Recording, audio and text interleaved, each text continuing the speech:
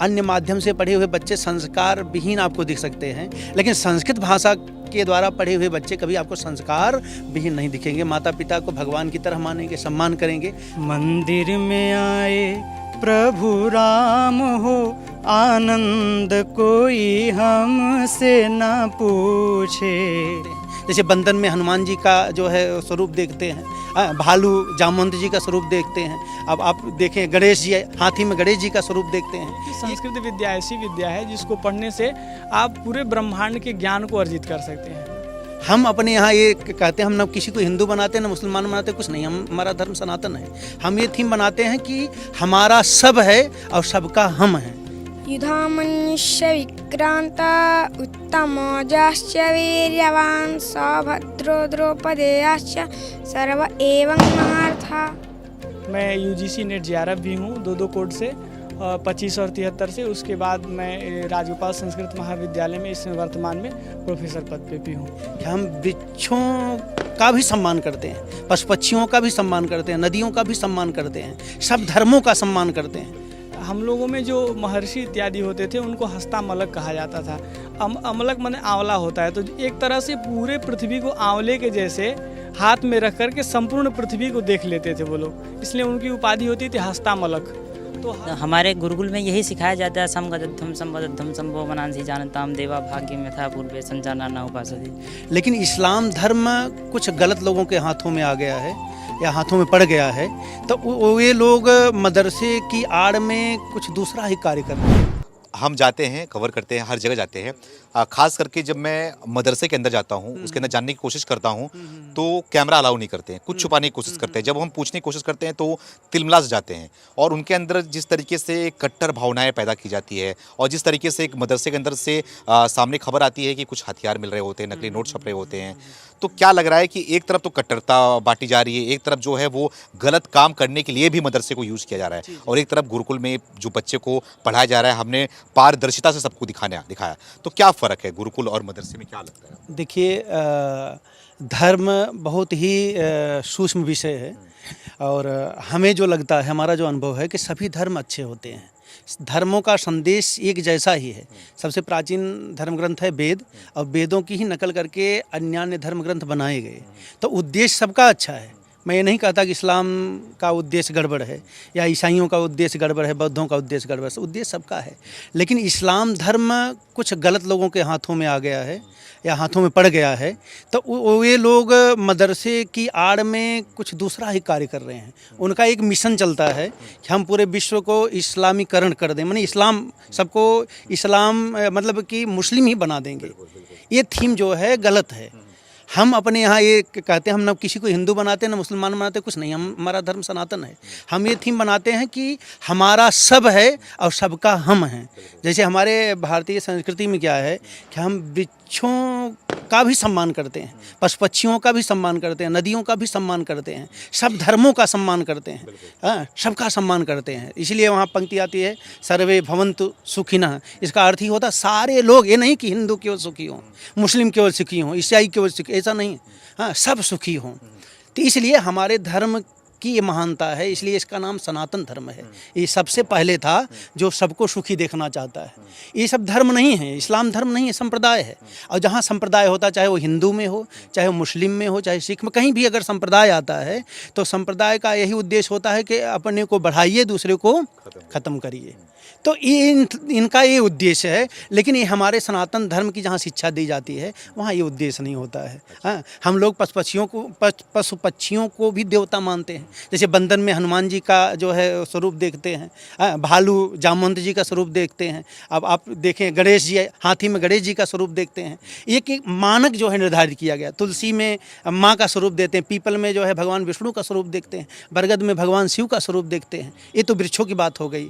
और राम कथा आप देखेंगे तो भगवान श्री राम ने गिद्धराज जटायु को, जो मांसाहारी गिद्धराज जटायु, पक्षीराज जटायु, गिद्ध उसको भी भगवान ने अपने हाथ से तिलांजलि दी और हृदय से लगाया। और हमारे यहाँ देखिए राम कथा गा कौन रहा है? काग भुसुंडी कौआ सबसे अधम पक्षी माना जाता है, लेकिन राम कथा कह रहा है। और पक्षियों का जो सम्राट है, राजा है गरुड़, वो बैठ करके राम कथा नीचे सुन रहे हैं। तो ये महत्ता दिखाई। हाँ, तो हमारे यहाँ जो है समभाव का जो है संकेत दिया गया। बीच में अब आप जान सकते हैं कि लोग कहते हैं कि सनातन धर्म में जाति भेद है और ये लोगों को जो है शूद्र, ब्राह्मण, क्षत्रिय, वैश्य, शूद्र भाव लेकर के कुछ लोगों को प्रताड़ित किया गया। ऐसा कभी नहीं है। ऐसा कुछ राजनीतिज्ञों के मन की उपज है। ऐसा कहीं शास्त्र में न तो लिखा है और न तो कहीं। हाँ, एक चीज़ लोग कहते हैं मनुस्मृतियों में कोई ऐसी व्यवस्था थी, तो मनुस्मृतियों में व्यवस्था रही, लेकिन मनुस्मृति तब बनाई गई, ये भी देखना चाहिए कि जब उस समय सब ब्राह्मण ही थे। ये भी अध्ययन करना चाहिए। तब कोई न क्षत्रिय था, न वैश्य था, न शूद्र था। तब ये लिखा गया कि अगर आप ब्राह्मणत्व को छोड़ करके नीचे जाएंगे तो आपको ये दंड दिया जाएगा। माने आप अपने पद से नीचे जाएंगे, न्यून होंगे, अधम कार्य करेंगे। लेकिन मनुस्मृति हमारे यहाँ तभी तक लागू थी कि जब तक ऐसी व्यवस्था थी। उसके बाद जब वो व्यवस्था समाप्त हुई तो मनुस्मृति समाप्त हो गई। मनुस्मृति एक संविधान था। लेकिन ये बताइए, जैसे सब अच्छे हों तो संविधान यही बनेगा ना कि अगर आप बुरा कर्म करेंगे तो आपको दंड मिलेगा। तो जब सब ब्राह्मण थे तब ये कहा गया कि आप अगर शूद्रवत आचरण करेंगे तो आपको दंड मिलेगा। अब आज के समय में तो हमको लगता है कि 90-99% शूद्रवत आचरण कर रहे हैं, 1-8% आपको ब्राह्मण देखने को मिलेंगे। तो ये स्मृति कहाँ लागू हो सकती है? ये तो पहले से ही जो है नहीं चली।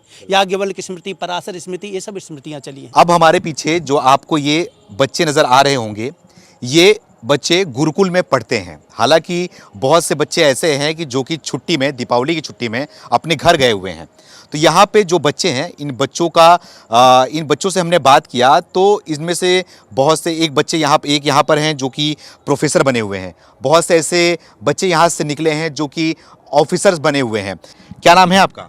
आयुष पांडे। आयुष पांडे। कहाँ के रहने वाले हो आप? अकबरपुर अम्बेडकर नगर। अम्बेडकर नगर से हो। कितनी उम्र है आपकी? 10 साल के हो। और कितने महीने से आप यहाँ पे हो? 2 महीने से आप यहाँ पे हो। अच्छा, क्या बनना चाहते हो आप? कथा कहेंगे, श्रीमद् भगवत गीता पूरी ख़त्म करेंगे, फिर उसके बाद वो कथा कहेंगे। हाँ, ये बड़े होकर आपको क्या भागवत कथा कहना चाहेंगे? तो 2 महीने में आपने क्या सीखा? कुछ बताना चाहोगे? क्या क्या सीखा आपने? श्रीमद् भगवत गीता का 12 श्लोक सीखे, अमरकोश का 5 श्लोक, संस्कृत में पूरी गिनती शतम तक, और उसके बाद रघुवंशम द्वितीय सर्ग का पहला 1 श्लोक और नीति शतकम का 3 श्लोक। इतना कुछ सीख लिया आपने? वो एक श्लोक पढ़ के बताइए भगवत गीता का। युधामन्युष्य विक्रांता उत्तमोजाश्च वीर्यवान् सभद्रो द्रौपदेयाश्च सर्व एवं महार्था। ये बताइए कि इसके साथ साथ आपको ये अपने ये मंत्र सीखा यहाँ पर, तो आप बड़े होकर बताना चाहते हो, आप भगवत गीता भी पढ़ना चाहते हो, सब कुछ करना चाहते हो, तो इसके साथ साथ आपको और भी चीज़ें पढ़ाई जाती हैं बाहर के बारे में, ज्ञान के बारे में? अच्छा जी। तो आप इन सब बच्चों को पढ़ाते हैं, तो बच्चे, इनमें से जो बच्चे हैं, ये बच्चे क्या बोल के आपके पास आते हैं? आप इनको क्या बोलते हैं कि आपको क्या बनना है, क्या कैसे पढ़ाई की? नहीं, पहले इनके गार्जियन बच्चों को लेकर के आते हैं, क्योंकि आज का जो समय है लोग टेलीविज़न पर या अन्य साधनों के माध्यम से देखते हैं और सब लोगों के मन में ये रहता है कि हमारा बच्चा ऐसा बने। तो कुछ गार्जियन के मन में रहता हमारा बच्चा कथावाचक बने, और कुछ लोगों के मन में रहता नहीं हमारा बच्चा जो है संस्कृत माध्यम से प्रोफेसर बने। ठीक, गार्जियन के ऊपर डिपेंड। यहाँ तो बच्चे आकर के स्वयं निर्धारण कर लेते हैं। जैसे अभी 2 महीने से बच्चा आया है तो इसके मन में ये है कि मुझे कथावाचक बनना है। लेकिन जब इस माहौल में ढलेगा, क्योंकि सारे बच्चे तैयारी कर रहे हैं प्रोफेसर आदि बनने की, तो जब इस माहौल में ढलेगा तो कुछ दिन बाद इसके मन में भी यही इच्छा होगी कि मुझे भी प्रोफेसर बनना है। बाकी कथा, प्रवचन, संगीत ये तो जो है उसके साथ साथ आ ही जाता है बच्चों का। लेकिन मैंने देखा है गुरुकुल में बच्चे पढ़ते हैं, संस्कृति पढ़ाई करते हैं, तो आचार्य बनना होता है और कथावाचक बनना होता है, पंडित बनना होता है, कर्मकांड में जाना होता है। लेकिन आप यहाँ पे शिक्षा दे रहे हैं, लोग अधिकारी बने, आगे चल के समाज सेवा करें और अपने योगदान दे देश के लिए। तो ये ऐसा क्यों सोचा आपने कि क्या आपने? दरअसल पहले के समय की जो व्यवस्था थी गुरुकुल प्रणाली द्वारा जो दी जा रही शिक्षा थी, उसके माध्यम से केवल संस्कृत भाषा का ज्ञान होता था या कर्मकांड का ज्ञान होता था या कथा प्रवचन का। लेकिन वर्तमान में जो सरकार आई हुई है, वो सरकार ये चाहती है कि संस्कृत के माध्यम से भी लोग IAS बने, PCS बने, प्रोफेसर बने, धर्मगुरु बने। और ये जो सरकार की एक थीम है, प्रोजेक्ट है कि हमारा संस्कार भी विलुप्त न हो और यह रोजगार परक शिक्षा भी बन जाए।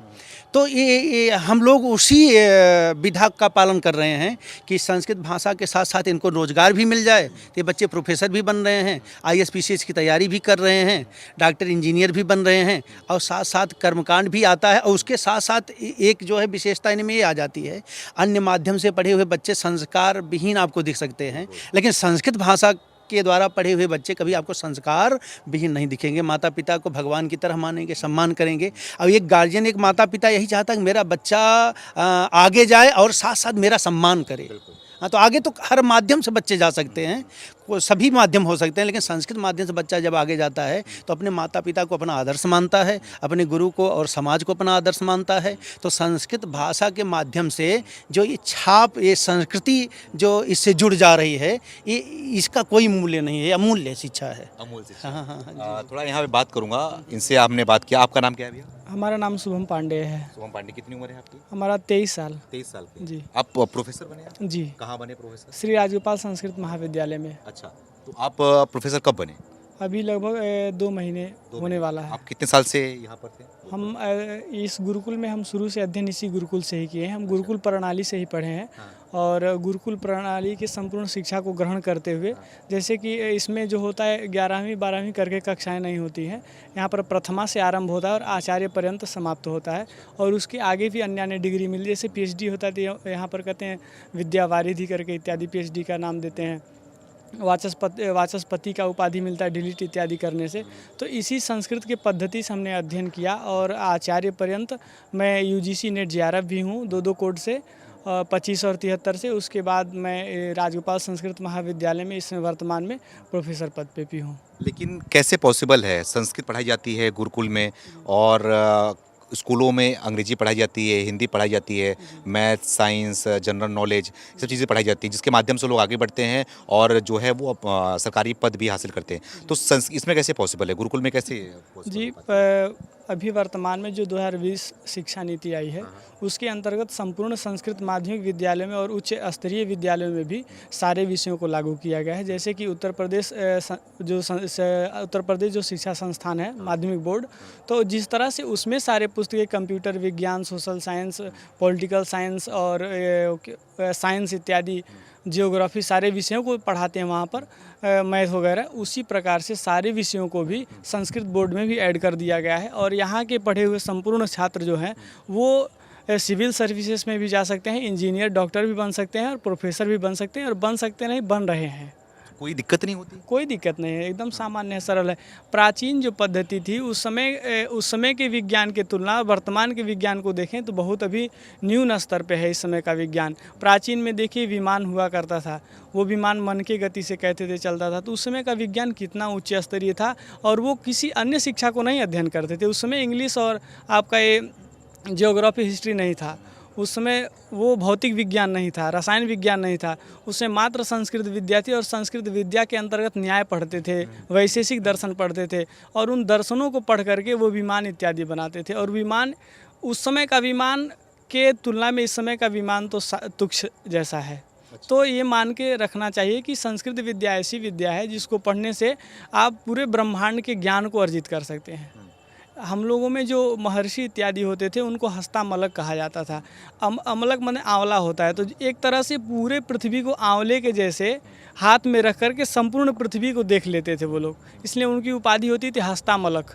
तो हाथ में, उसी तरह से हमारे जितने भी आचार्य हुए प्राचीन, उन्होंने संपूर्ण पृथ्वी को अपने हाथ में लेके देख लिया कि इसमें कितने पदार्थ हैं, कितने प्रकार से पृथ्वी का विभाजन है, कितने और पदार्थ हैं। उस तरह से वैशेषिक दर्शन में 7 पदार्थों में संपूर्ण पृथ्वी का विभाजन कर दिया गया है। अच्छा, तो आप लोग जब जाते हो, ऑफिसर बने हो और प्रोफेसर बने हो आप, जैसे कि यहाँ से लोग निकलते हैं, तो वो क्या अलग होते हैं यहाँ के बच्चे जो निकलते हैं, गुरुकुल के बच्चे निकलते हैं, और एक जो मिशनरी के बच्चे होते हैं, इंग्लिश मीडियम के बच्चे होते हैं, तो उनमें और इनमें क्या फ़र्क होता है, क्या चीज़ें अलग होती हैं? उनमें ये हो सकता है हमारे दृष्टि से कि वो एक पक्षपात कर सकते हैं अपने विशेष समाज को लेकर के, अपने विशेष जाति को लेकर के, अपने विशेष मजहब को लेकर के वो एक पक्षपात हो सकते हैं। लेकिन हमारी जो संस्कृति है वो सर्वे भवन्तु सुखिनः सर्वे सन्तु निरामयाः इत्यादि वाक्य वसुधैव कुटुम्बकम बताता है कि संपूर्ण वसुधा ही हमारा परिवार है। सम गच्छध्वम सम बद्धम, साथ में चलिए, साथ में रहिए इत्यादि शिक्षा देता है।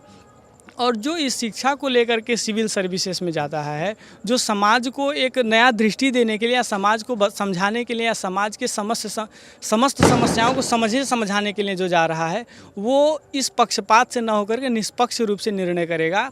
और वह निष्पक्ष रूप से जिस विभाग में रहेगा वो उस विभाग में किसी भी तरह के किसी भी सामाजिक भेदभाव नहीं हो सकता।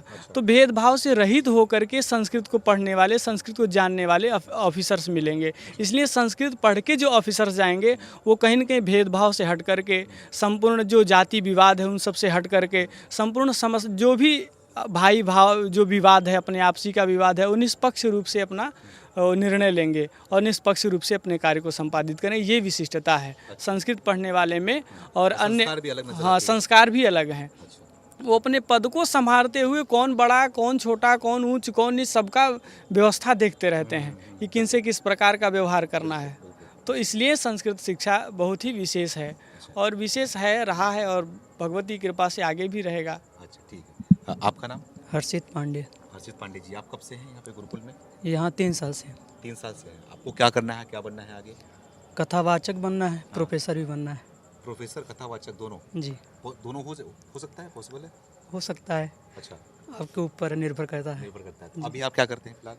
अभी हम सीख रहे हैं। अच्छा, क्या सीखा? भागवत भी सीख रहे हैं, संगीत भी सीख रहे हैं। अच्छा। और भौतिक शिक्षा भी जो है यहाँ पर सिखाया जाता है। अच्छा, भागवत भी, संगीत भी सीख रहे हैं। जी। तो संगीत का 2 लाइन कुछ हो जाएगा आपके? जी। हमारे गुरुजी के द्वारा रचित एक भजन था। अच्छा। उसी को हम गाना चाहेंगे। मंदिर में आए प्रभु राम हो, आनंद कोई हमसे ना पूछे। मंदिर में आए प्रभु राम हो, आनंद कोई हमसे ना पूछे। हमसे न पूछे कोई, हमसे न पूछे, हमसे न पूछे कोई, हमसे न पूछे। मंदिर में आए प्रभु राम हो, आनंद कोई हमसे न पूछे। मंदिर में आए प्रभु राम हो, आनंद कोई हमसे न पूछे। 500 बरस तंबू टेंट में बिताए, 500 बरस तंबू टेंट में बिताए। धूप शीत पानी पाथर रात दिन खाए। सब सही आए अपने धाम हो, आनंद कोई हमसे ना पूछो। मंदिर में आए प्रभु राम हो, आनंद कोई हमसे ना पूछो। क्या बात है, क्या बात है। आपका नाम क्या है? सूरज द्विवेदी। सूरज द्विवेदी जी, जी। आप क्या करना चाह रहे हैं, क्या बनेंगे? प्रोफेसर। आपको प्रोफेसर बनना है? जी। तो सही चल रही है पढ़ाई? जी बढ़िया एकदम। अच्छा, तो गुरु कुछ क्या लग रहा है आपका? अपने थोड़े दिनचर्या के बारे में बताइए। आप लोग कब सुबह उठते हैं, क्या करते हैं, रात तक क्या करते हैं? थोड़ा दिनचर्या के बारे में थोड़ा बताइए, क्या कैसे होता है? सर्वप्रथम सुबह हम लोग उठते हैं 4 बजे। उसके बाद शौचाद क्रिया से निवृत्त होकर मंदिर में आएंगे यहीं पर। उसके बाद संध्या वंदन करेंगे। संध्या वंदन करने के पश्चात फिर रुद्राभिषेक होता है। फिर उसके रुद्राभिषेक करने के पश्चात हम लोग नीचे जाएंगे, सब लोग नाश्ता करेंगे। उसके बाद हमारी कक्षाएं 9 बजे से प्रारंभ होगी और 3:30 बजे तक चलेंगी। और उसके बाद फिर हम लोग अपना 2 घंटे के लिए फ्री रहते हैं, कुछ भी करें, बच्चे खेलें, बात करें इधर उधर। उसके बाद फिर शाम को वही प्रक्रिया होती है, स्नान आदि करके मंदिर में आएंगे, संध्या वंदन करेंगे, फिर से रुद्राभिषेक होगा। फिर यहाँ से जाने के बाद भोजन बनाने की प्रक्रिया भी होती है, हम ही लोगों को बनाना होता है, गुरुकुल पद्धति है। तो फिर उसके बाद जो लोग फ्री रहते हैं अपना छत पे आके अपना अध्ययन करते हैं, स्वाध्याय करते हैं, और बाकी लोग भोजन बनाते हैं। उसके बाद 9 बजे तक भोजन सब लोग करके, और जिनको पढ़ना होता है अपना सब लोग पढ़ते हैं बैठ के, जिसको मतलब छोटे बच्चे हैं वो सो जाते हैं। फिर यही तो आप लोग मनोरंजन के लिए क्या करते हैं? मनोरंजन भी करने का मन होता होगा आप लोगों का, जी। क्या करते हैं आप लोग? अब यहाँ पर मनोरंजन के लिए मतलब बैठ के गोले में खेल सकते हैं, और शाखा भी लगती है आरएसएस की, उसमें शारीरिक व्यायाम भी हो जाता है। और जब शरीर जी सूखी रहती है तो हम लोग वहाँ पर खेलने के जाते हैं, क्रिकेट, कबड्डी आदि। खेलते हैं सब कुछ? जी सब कुछ होता है, खेलते जी। हैं आप लोग? हाँ? जी खेलते हैं जी। कोई रोक टोक तो नहीं होती है आप लोगों को कहीं भी? अच्छा, तो आप लोग ये जो करते हैं तो इसमें क्या लग रहा है कि ये चीज़ें जो है वो देश में और क्या माहौल बदलेगी, क्या माहौल बदल रहा है? अब कुछ दिख रहा है आपको इस समय, जबकि जो सरकार बदली है, सरकार आई है, बीजेपी सरकार आई है? जी बिल्कुल, जब से बीजेपी सरकार आई संस्कृत शिक्षा पर मतलब जोर दिया गया है, और काफ़ी गुरुकुल पद्धति में सुधार हुआ है संस्कृत को लेकर, मतलब ज़्यादा सोचें सबकी बढ़ी हुई अच्छी हैं। जी। आपका नाम क्या है? शिवा ओझा शिवा ओझा।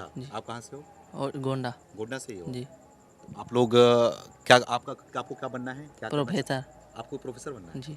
अच्छा, तो अभी आपको क्या क्या पढ़ा है आपने, क्या सीखा है? लक्ष्य सिद्धांत कौमुदीनी संग्रानी सतकम आदि सब पढ़े हैं। अच्छा, कुछ सुना दीजिए एक लाइन कुछ भी। जी।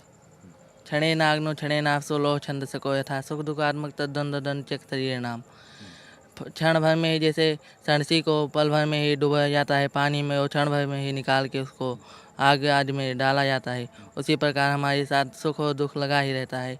इसीलिए हम लोग यहाँ गुरुकुल में आए हुए हैं ताकि अध्ययन कर सकें, पढ़ें आदि।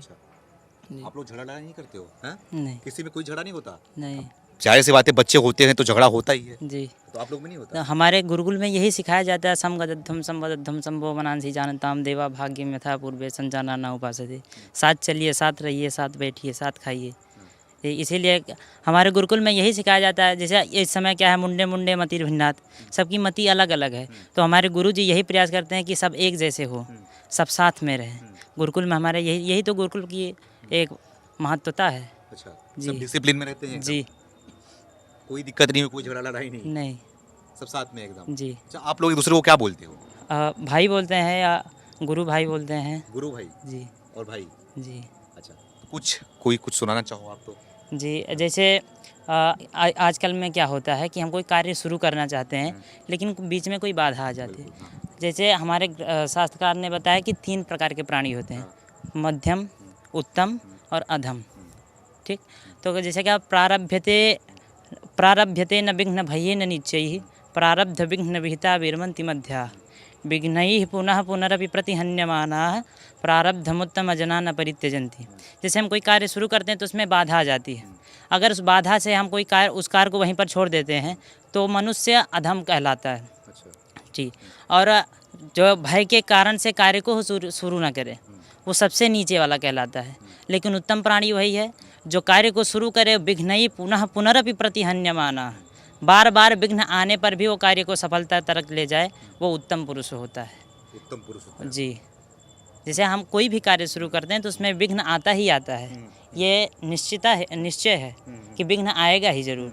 लेकिन अगर हम उस विघ्न को हटा करके उस कार्य की सफलता तक ले जाएं तो वही उत्तम पुरुष कहलाता है। वही उत्तम पुरुष कहलाता है। अच्छा, तो आप लोग सब लोग यहाँ पे अच्छे से एकदम खुशहाली रहते हो? आप लोग घर की याद नहीं आती आप लोग? नहीं, घर की याद नहीं आती। घर पे मम्मी पापा होंगे, परिवार होगा, सबको याद नहीं आती घरों की? जी नहीं। हाँ? जी नहीं। इतना प्यार मिलता है गुरु जी का कि सब भूल गए आप लोग? जी। अच्छा, तो ये जो शिक्षा होती है निःशुल्क पूरी तरीके से आप लोग में है? जी जी अच्छा, तो घर के लोग क्या चाहते हैं कि आप लोग यहाँ पे पढ़ें? जी जी। अच्छा, आप कहाँ से आए हो? गोंडा से। गोंडा से हो? जी। और आप कहाँ से हो? गोरखपुर से। गोरखपुर से। आप? गोंडा से। आप यूपी। यूपी है? प्रतापगढ़ से। प्रतापगढ़ से हो आप? और आप भैया? आजमगढ़ से। आप आजमगढ़ से आए हो? जी। अरे वाह। आप? आजमगढ़ से। आप भी आजमगढ़ से हो? जी। अच्छा, आप? जौनपुर से। जौनपुर तुमने बताया था। और आप भैया? सुल्तानपुर। सुल्तानपुर से हो आप? सुल्तानपुर। हाँ? बिहार। बिहार से हो? गोंडा। गोंडा, बहराइच। बहराइच। तो अलग अलग जगह से लोग यहाँ पे आए हुए हैं। थोड़ा आप आगे आइए। आप जैसे कि कथावाचक बनना चाहते हैं तो कुछ कथा हमें सुना दीजिए, कम समय में कुछ कथा सुनाने में मज़ा आ जाए फिर जनता को। जी।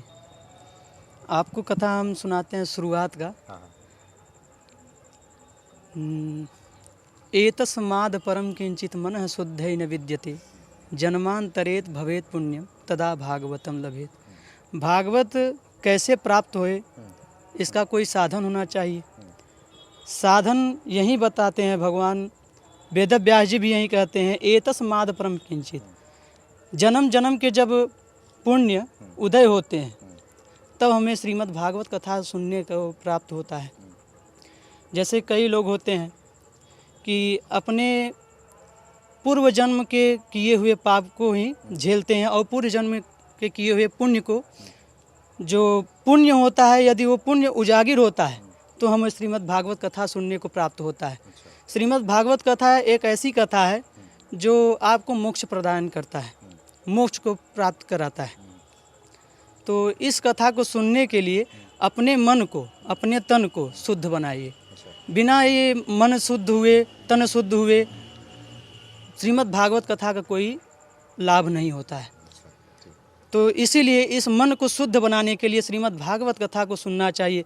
अपने मन को एकदम शुद्ध बनाने के लिए, मतलब पवित्र बनाने के लिए श्रीमद् भागवत कथा को सुनना चाहिए। भाग्योदयेन बहुजन्म समर्जितेन सतसंगमम चलबते पुरुषो यदा वै अज्ञान हेतु कृतमोह मधांधकार नासम विधाय हिततो दयते विवेकः। कहा गया है भाग्योदयेन बहुजन्म समर्जितेन, बहुजन्म समर्जितेन भाग्योदयेन। संस्कृत श्लोकों को गाते बड़ा सुंदर हैं। अच्छा। हाँ, इसी श्लोक को अपने भाव में अच्छा गाइए इसको जो है।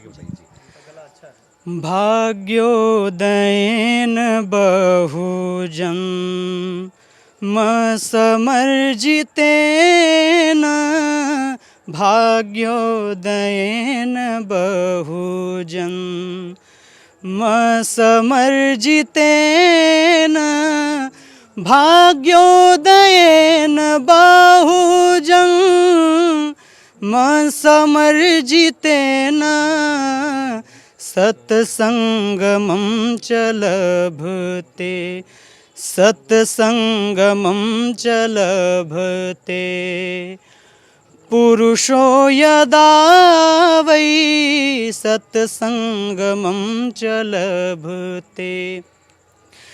पुरुषो यदा वै अज्ञान हेतु कृत मोह मदांधकार, अज्ञान हेतु कृत मोह मदांधकार नासं विधाय हितदो, नासं विधाय हितदो दयते विवेकः नासं विधाय हितदो।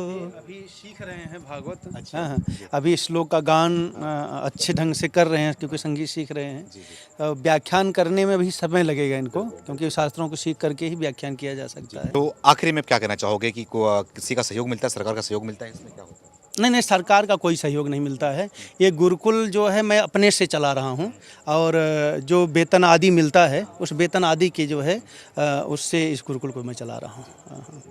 बहुत बहुत धन्यवाद बात करने के लिए। और आखिरी में क्या बोलना चाहोगे आप? मैं यही संदेश देना चाहूँगा कि सब लोग जो है वैदिक संस्कृति की तरह, वैदिक शिक्षा की तरफ लौटें। और ये देश में शांति तभी हो सकती है कि जब एक दूसरे के प्रति नफरत करना भूल जाएं और एक दूसरे का सम्मान करें, एक दूसरे का कल्याण चाहें। यह वैदिक संस्कृति या वैदिक शिक्षा से ही संभव है और किसी ढंग से संभव नहीं है। तो गुरुकुल पद्धति कैसे चलती है, गुरुकुल में क्या व्यवस्थाएं होती हैं, बच्चों को कैसे पढ़ाया जाता है और क्या कुछ उनको सिखाया जाता है, वही जानने के लिए इस गुरुकुल के अंदर आया मैंने। और जिस तरीके से मुझे जानकर पता चला कि यहाँ पर जो गुरुकुल चलाया जाता है वो पूरी तरीके से मुफ्त है, वो उसमें पैसा नहीं लिया जाता उनके द्वारा। और जिस तरीके से देश भर में गुरुकुल पद्धति समाप्त होती जा रही है, विलुप्त होती जा रही है, लेकिन यहाँ पर अयोध्या के अंदर एक गुरुकुल ऐसा भी काम कर रहा है। हमारी पहल आपको कैसे लगी, कमेंट करके आप हमें ज़रूर बताएं। बने रहिए हमारे साथ, इसी तरीके की पेशकश हम आप तक पेश करते रहेंगे। बहुत बहुत धन्यवाद।